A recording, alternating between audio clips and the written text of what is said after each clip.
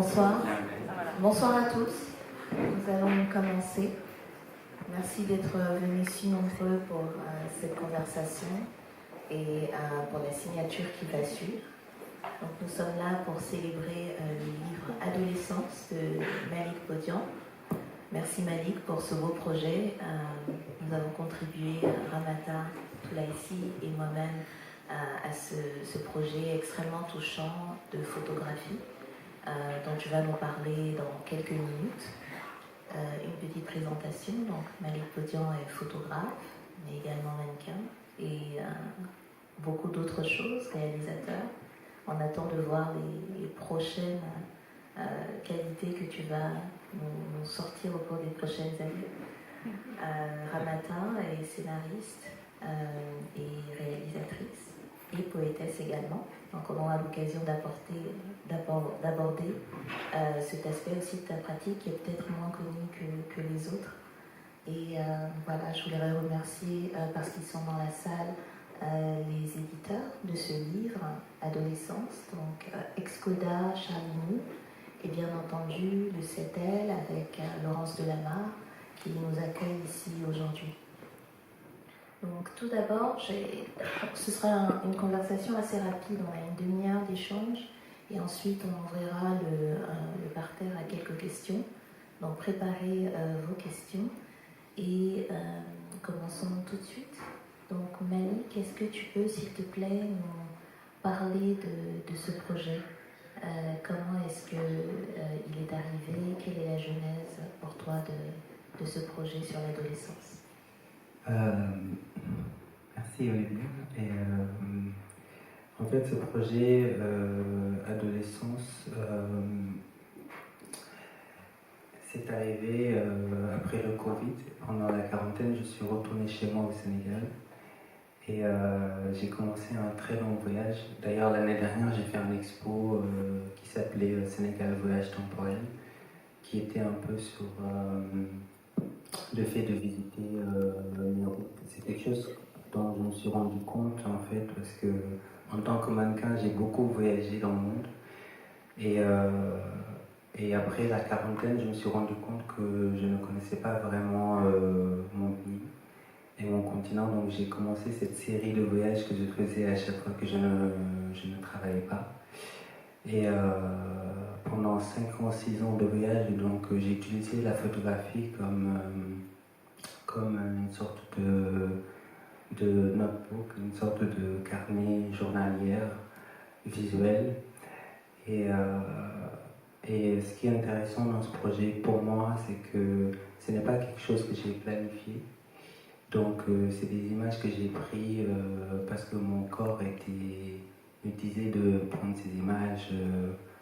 Mon esprit, mon œil était attiré par les choses que je voyais, sans pourtant vraiment savoir pourquoi. Et en fait, c'est quand j'ai commencé à trier mes images que j'ai séparé toutes ces images-là, qui étaient des photos d'adolescents qui jouent, mais aussi certains adolescents qui vivent certaines réalités. Et c'est plus tard que je me suis rendu compte que je voulais en faire un projet. Et après, au fur et à mesure du temps, pendant que je travaillais sur le projet, je me suis aussi rendu compte que c'est aussi des souvenirs de mon enfance. Et c'est des souvenirs que j'ai trouvés un peu partout, pas seulement au Sénégal. Quand j'allais au Rwanda, il y avait toujours un endroit où je passais du temps, tout le temps, c'était dans le lac Kivu, en face du Congo. Et c'était en fait un endroit qui me rappelait mon enfance, comme la plage de Thiaroye au Sénégal. Voilà. Merci pour cette première introduction au livre. C'est vrai que ce livre est particulièrement intéressant sur cet aspect parce que c'est en même temps l'adolescence de ces jeunes enfants que tu documentes, mais c'est aussi un retour vers toi, ton propre passé. Et c'est très amusant parce qu'on a trouvé une peinture tous les deux dans nos échanges que vous trouverez sur la couverture du livre, qui est d'un peintre brésilien qui s'appelle Antonio Oba, que vous avez certainement vu à Paris, au Grand Palais ou à la Bourse de Commerce. Et c'est une peinture qui s'appelle Sankofa, le cavalier. C'est un autoportrait. Comme quoi, chaque fois qu'on capture un moment, c'est parfois aussi autobiographique.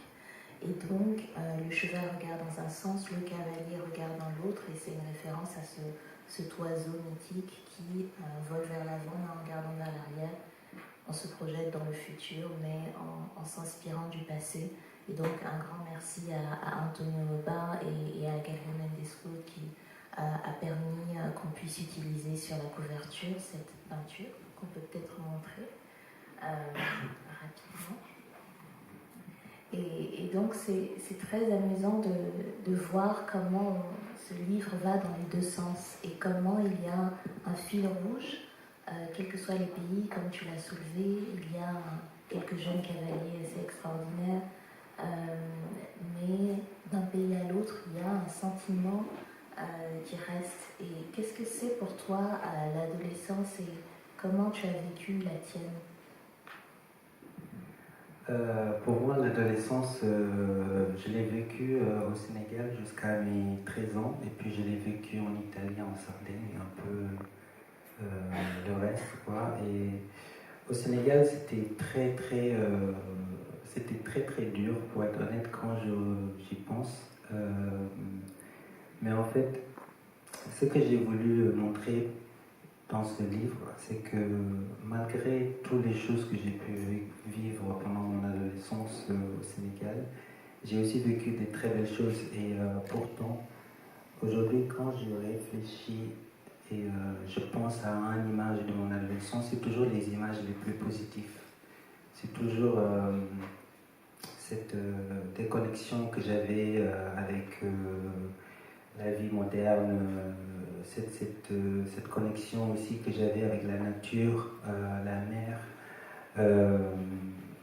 la famille surtout, et surtout la famille qui n'est pas forcément ma famille, mais plutôt celle que j'avais créée moi-même à travers les amis d'enfance, etc. Et ça, c'est vraiment ce que j'ai voulu montrer parce que souvent, vraiment, j'ai l'impression qu'on a cette image de l'enfant adolescent africain assez négative. Et pour moi, en fait, c'est quelque chose de très, très positif. Et en fait, certaines choses qu'on vivait qui étaient certaines réalités, c'est juste devenu une sorte de quelque chose de culturel qui faisait partie de moi, quoi. Et cette positivité, je l'ai vue un peu partout. Je l'ai vue au Rwanda, au Bénin surtout, c'est très poétique, c'est très romantique parfois. Je l'ai vu aussi au Kenya, je l'ai vu au Côte d'Ivoire, mais surtout beaucoup chez moi. C'est vrai que l'adolescence, c'est un moment aussi où justement toutes les passions se libèrent, où on commence à se connaître en tant que personne, on découvre aussi son corps, on découvre les relations humaines, on découvre son rapport au monde. Et cet aspect, je trouve que dans le livre, il est très capturé de très belle manière par les poèmes de Ramata. Et Ramata, est-ce que tu veux nous parler un petit peu de ton processus dans l'écriture des poèmes qu'on découvre au fil des pages, qui sont cachés mais en même temps révélés, comme un journal intime d'adolescents qu'on cache aux parents et qui recueille un peu tous nos secrets? Comme Alec est venu vers moi pour me demander d'écrire des poèmes, parce qu'il avait lu un poème que j'avais écrit pour un magazine de mode. Il y a 2 ans, il y a un magazine de mode qui m'avait laissé une carte blanche de 10 pages pour écrire un texte, et j'ai écrit des poèmes. Et c'était la première fois qu'on publiait mes poèmes. Et donc Malik a lu ce poème et il est venu vers moi pour me demander d'écrire des poèmes pour son livre. J'ai directement accepté parce que ça faisait longtemps que je voulais travailler avec Malik, et surtout par rapport à ses photos. Moi, ces photos me touchent, que ce soit ses photos de mode ou ses photos sur l'adolescence. Et ce qui est drôle, c'est que Malik est venu au bon moment, parce que le moment où il est venu me voir, c'est le moment où j'étais très mélancolique, bizarrement, de mon adolescence. Il est venu C'était il y a quelques mois, je ne sais pas ce qui s'est passé, j'étais hyper mélancolique de mon adolescence et pendant plusieurs jours, je pensais à mon adolescence, je me remémorais mon adolescence. Moi, je suis sénégalaise aussi, comme Malik, mais j'ai grandi en France. Je suis née, j'ai grandi en France, donc on n'a pas eu la même expérience. Et donc on a beaucoup parlé autour de ce qu'on voulait aussi projeter de ces photos. Et c'est vrai que je disais à Malik, de toute façon, chaque personne qui va voir ces photos va se projeter sa propre émotion. Et moi, c'est vrai que mes émotions par rapport à ces photos, c'était vraiment la mélancolie. Quand j'ai vu les photos de Malik, ça m'a rendu encore plus mélancolique, mais aussi, bizarrement, un peu beaucoup romantique, parce que vous allez voir que les poèmes sont très romantiques. C'est ce que Malik m'a aussi reproché, que les poèmes étaient très romantiques. Et donc, il y a 7 poèmes dans le livre, un épilogue, un prologue et 5 poèmes qui structurent le livre. Et avec Malik, on a parlé de comment on allait le structurer. On l'a structuré par rapport à ces photos. Ces photos, il y a 4 parties. Il y a le voyage, il y a l'immortalité, il y a les portraits aussi, et aussi une histoire d'amour. Et donc, j'ai pas pris ces poèmes, ces photos, je voulais dire, linéairement, parce que je voulais vraiment apporter une émotion. Par exemple, sur les portraits, ce que j'ai remarqué, c'est qu'on voyait, bien sûr, c'est des Africains, mais on voyait vraiment leur peau noire. Leur peau noire m'attirait, la façon dont Malik photographie les peaux noires est vraiment exceptionnelle. On voit vraiment la beauté de la peau noire. Donc j'ai écrit un poème sur l'acceptation, sur comment on vit quand on est adolescent et qu'on est noir, et sur l'acceptation de cette peau noire. Et ensuite, chaque poème a son thème et chaque poème a sa propre émotion. Et comment est-ce que la poésie, toi, t'es venue? Je pense que c'est peut-être une question pour chacun d'entre nous. Est-ce que tout le monde écrivait un peu des poèmes adolescents ou pas? Je sais que moi, j'écrivais des choses. Malik? Moi, non. J'en lisais un peu. J'en lisais. Bon, Ramata, je pense que oui. Moi, ça m'est arrivé très tard. Oui, j'ai commencé avec la littérature et c'est arrivé très tard. Mais c'est vrai que le premier poème qui m'a touchée dans ma vie, c'est celui de Jacques Prévert, Je suis comme je suis faite comme ça. C'est le poème qui m'a le plus touchée. Et ensuite, c'est les poèmes de Maya Angelou, avec Phenomenal Woman, bien sûr, and Still I Rise. D'accord. Et donc, tu as commencé à écrire tard des poèmes? Après les films? J'ai commencé à écrire des poèmes très tard, il y a peut-être 4-5 ans. D'abord, j'ai commencé toute seule et ensuite j'en ai mis dans mon film. Les voix off de mon personnage principal sont écrits comme des poèmes. Et ensuite, en fait, j'osais pas écrire des poèmes quand on est dans le cinéma. On est dans le cinéma et ensuite je me suis permise d'écrire des poèmes. Et je pense qu'il fallait aussi que des gens aient, je pense, confiance en moi, comme Malik ou comme d'autres, pour que je puisse m'affirmer en tant que, comme tu disais, poétesse. Parce que c'est un grand mot quand même. C'est un grand et très très beau mot. Et je pense qu'on a encore quelques minutes avant d'ouvrir le floor. Mais je vous ai dit que j'allais vous poser cette question. Donc, est-ce que chacun d'entre vous peut nous raconter une de ces anecdotes d'adolescence?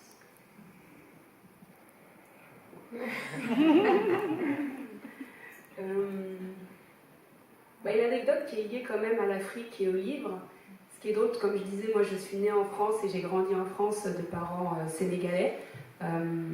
Et mon père, pour nous faire peur, nous disait toujours à mes frères et sœurs, si vous vous comportez mal, si vous faites des bêtises, ou si vous avez des mauvaises notes, on va vous envoyer en Afrique. Vous allez vivre en Afrique. Tout le temps, c'était la menace. C'était vraiment la menace tout le temps, si on avait des mauvaises notes. Et en fait, on en parlait avec Malik et Olivia la dernière fois, c'est drôle comment l'Afrique était vue comme une punition avant.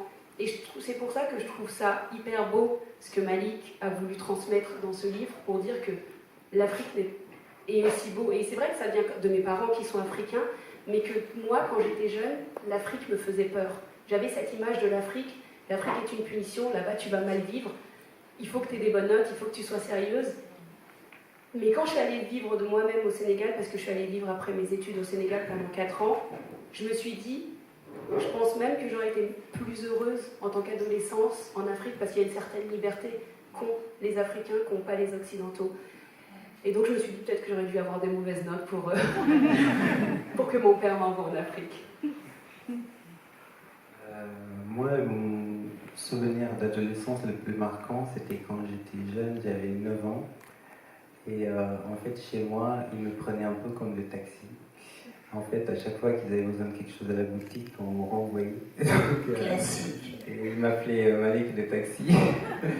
En fait, une fois, je me rappelle, on m'avait renvoyé quelque part que je ne connaissais pas. Et je me suis perdu. Et en fait, je me suis perdu toute la journée, on ne m'a pas retrouvé. Et en fait, à la fin, le soir, ils m'ont retrouvé parce que je suis repassé chez moi, tout seul, je ne sais pas comment, mais en fait, je me rappelle que c'était un peu l'un des jours où je me suis senti vraiment très libre et aventurier. C'était pas une mauvaise souvenir, pourtant. Ouais.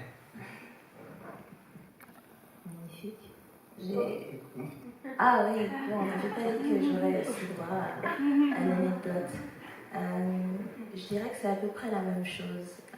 Mes parents sont séparés très jeunes, donc j'avais une vie quand on était chez ma mère et une autre vie quand on était chez mon père. Et chez ma mère, tout était structuré, bien organisé, le grand dîner du dimanche. Et chez mon père, en gros, il voulait juste s'assurer qu'il nous voyait le matin et qu'il nous voyait le soir. Donc ça a permis, en fait, comme tu dis, des grandes déambulations, aller dans les salles de jeu qu'on appelait à l'époque à Abidjan les VGB, donc Video Game Boy, où nous on avait la chance d'avoir des consoles à la maison, mais j'ai des souvenirs incroyables de ces salles de jeu où on payait 100 francs CFA et on jouait 5 minutes, et toute cette énergie collective. À la maison, on est 2, 3, parfois on a les cousins, mais là c'était 20 enfants et on passait toute la journée là-bas à regarder les plus grands jouer, et j'ai été très surprise de réaliser que certains étaient infiniment meilleurs que nous, en n'ayant jamais chez eux les consoles, juste parce qu'ils étaient là-bas toute la journée.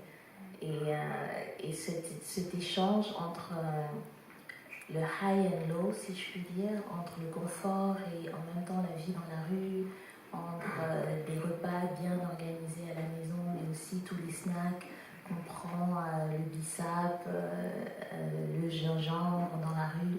J'ai trouvé que grandir en Afrique donnait cette expérience très précieuse de tout un panorama de vie qui sont très belles. Et une anecdote précise encore sur ce sujet, une fois, la dame qui s'occupait de nous à la maison, Tante Georgette, dont j'ai toujours un souvenir extraordinaire, divorçait de son mari. Et donc maman m'a pris, avec Tante Georgette, on est allé dans la maison du mari pour en gros lui dire qu'est-ce que tu fais. Et c'était très intéressant d'aller dans cette partie de la ville où moi je n'allais pas souvent, et de voir la manière très diplomatique dont ma mère en fait reprend quelqu'un tout en s'assurant de maintenir, de protéger son ego, de s'assurer que la famille est protégée et de défendre en gros cette dame qui était trop timide pour prendre son mari à partie. Donc j'ai trouvé que c'était une grande qualité de savoir passer d'un monde à l'autre, parler à des gens très modestes, être dans des contextes très modestes, mais également avoir cette capacité d'être dans des espaces plus privilégiés et parler ces deux langues qui pour moi sont essentielles parce que chacune vous apprend beaucoup sur la vie. Je pense qu'on va ouvrir le floor. Vous pouvez prendre le micro soit pour poser une question, soit par exemple pour nous raconter une anecdote dans le thème du jour. On a une préférence pour les bêtises plutôt que pour les bonnes notes.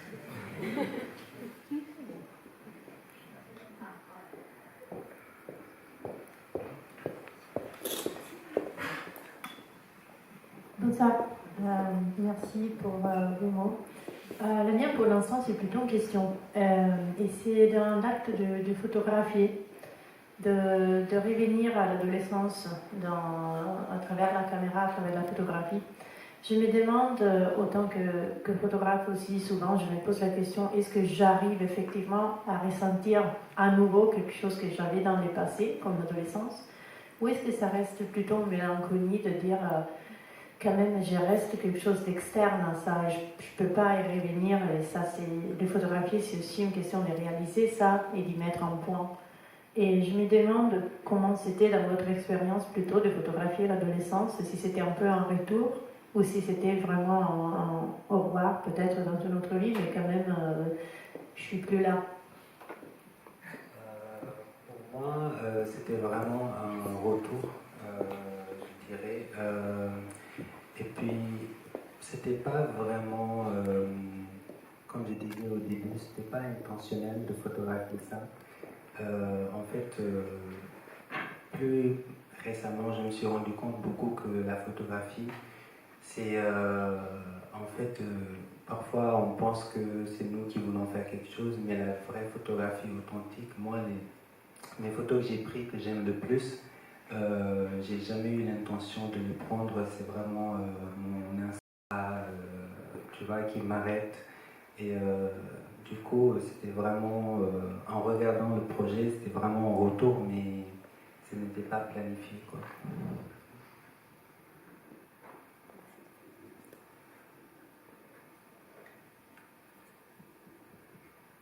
Tout le monde est très très timide.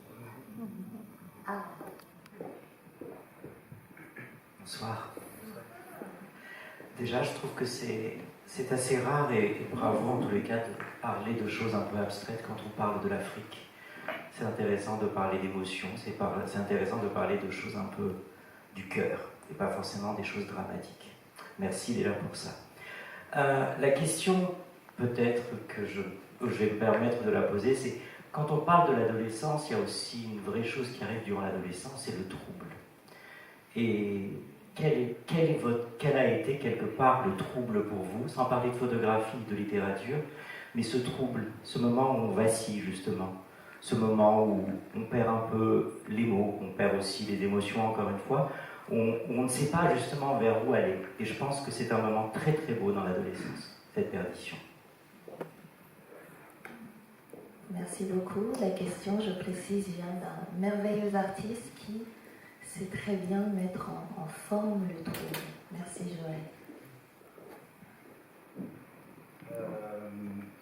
Le trouble, pour moi, comme je disais tout à l'heure, en fait, pour moi, dans mon adolescence, j'ai eu beaucoup de moments de trouble. L'un des moments que je me souviens le plus, c'est quand j'ai quitté mon pays et que je suis allé en Italie. J'étais quand même assez jeune et j'avais l'impression qu'on avait interrompu mon adolescence. Et en fait, c'est une période de mon enfance qui m'a vraiment marqué. Et en fait, c'est une des périodes où je me souviens vraiment exactement de tous les détails, de tous les moments de mes derniers jours en fait au Sénégal. Et le choc que ça m'a fait quand je suis arrivé en Italie. J'étais arrivé à l'époque à Rome d'ailleurs et c'était la première fois qu'il a neigé à Rome depuis 10 ans. Et j'avais un t-shirt et quand je suis arrivé, après j'ai pris mon escale, je suis allé en Sardaigne. J'ai passé un mois où j'ai pas vraiment mangé la nourriture italienne parce que c'était pas assez spicy pour moi. Et du coup, je mangeais que du Kinder Bueno, tout ça, pendant un mois. Et ça, c'est vraiment c'était un choc pour moi.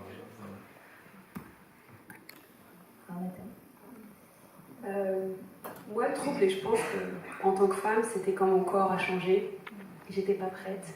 On m'en a pas informée. Personne ne m'a dit que ça allait. Et c'est venu d'un coup. C'est venu assez tard et c'est venu d'un coup. Et je pense que j'étais pas prête. Et ça m'a vraiment perturbée physiquement. Et je suis très grande et j'ai grandi d'un coup. Et tout a poussé d'un coup. Et j'étais garçon manqué. Et j'aurais voulu qu'on m'accompagne un peu plus en fait. Et j'aurais voulu. Et c'est dommage, ma mère n'était pas là. Et c'est pas de sa faute parce que il y a une pudeur africaine. Quand on connaît l'Afrique, on sait que en Afrique, on nous parle pas. Et on m'avait jamais parlé de ça. Et je traduis bien le corps qui change dans un des poèmes de Malik. Mais oui, moi c'était mon trouble où c'était assez difficile. Et je pense que beaucoup de femmes le ressentent aussi au moment de l'adolescence.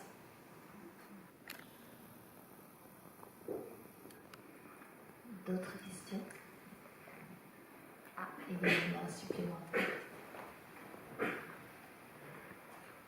Bonjour.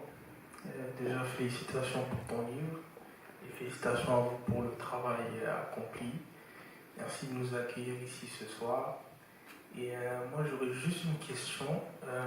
En tant que personne noire sénégalaise, comment aussi en tant que photographe, tu arrives à demander ou à faire ton travail de reporter, à faire mettre les gens à l'aise pour les prendre en photo?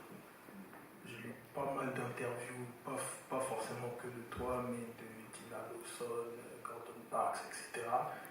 Mais ils n'ont pas de technique forcément simple. Mais moi, j'aimerais bien savoir c'est quoi la tienne. Tu peux répéter technique, pourquoi, pardon? Pour approcher les personnes noires dans un travail de reporter, pour les prendre en photo, pour les mettre à l'aise.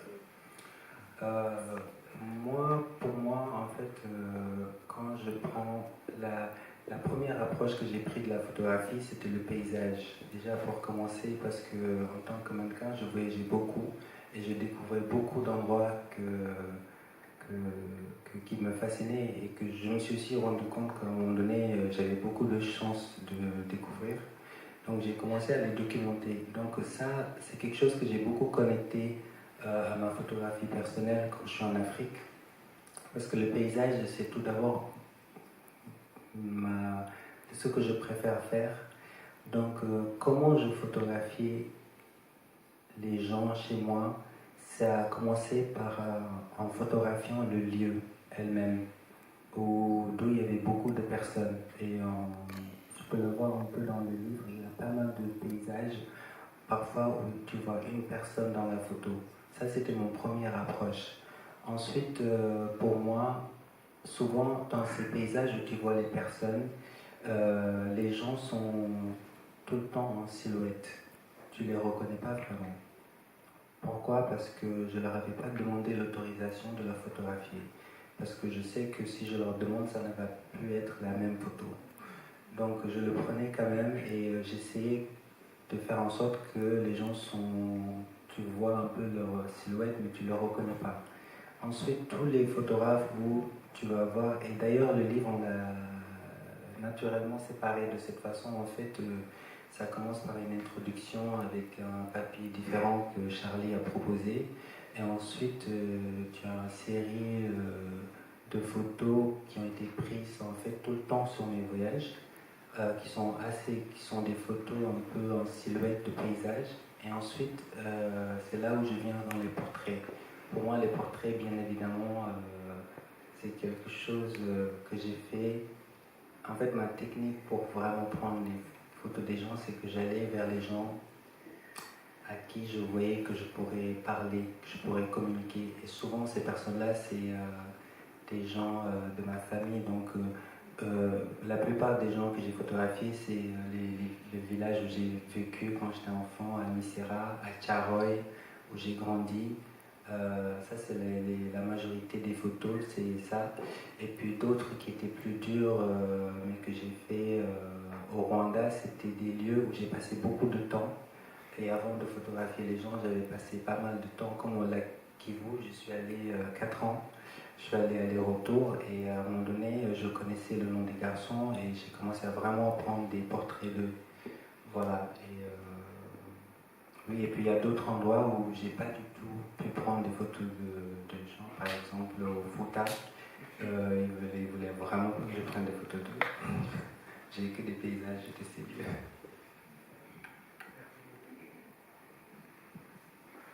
Peut-être une dernière question avant que nous passions à la signature. Réellement.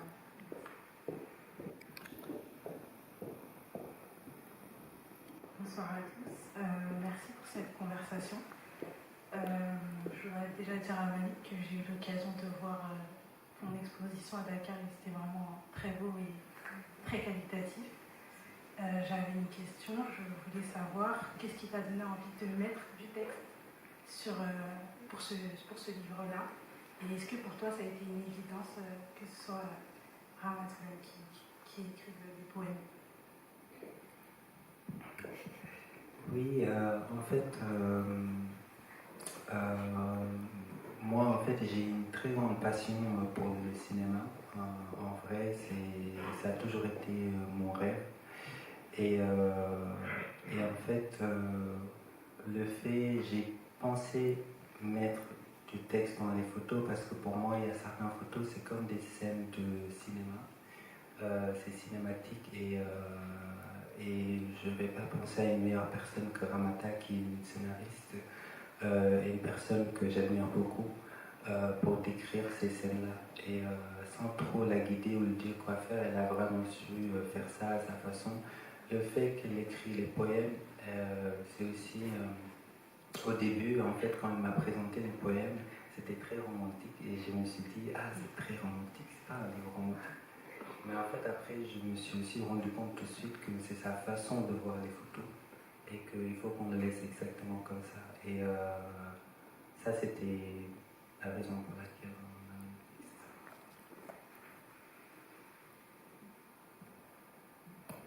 Merci à tous d'avoir participé à cet échange. Et nous nous retrouvons donc du côté librairie.